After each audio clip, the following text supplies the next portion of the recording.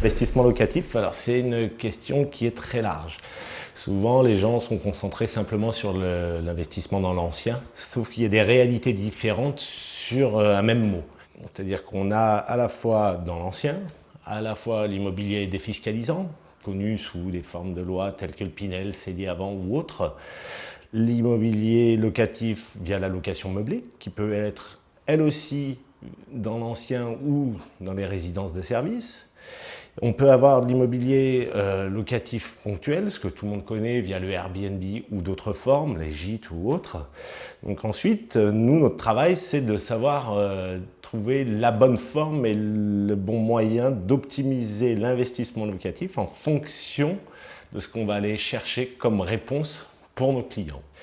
Chaque situation, c'est ce que je dis souvent, on peut avoir les mêmes ressources, on peut avoir la même fiscalité, mais on ne va pas forcément avoir la même réponse. Pourquoi? Parce que les objectifs recherchés ne sont pas les mêmes. Le fait de faire un diagnostic global de la situation va nous permettre de décider quel est le meilleur support, ou du moins le plus adapté ponctuellement.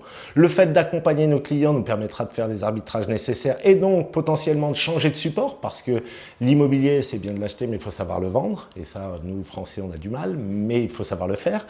Il n'y a pas de mauvais produit ou de bon produit, ou un bon investissement locatif ou un mauvais investissement locatif. C'est est-ce qu'il est adapté ou non.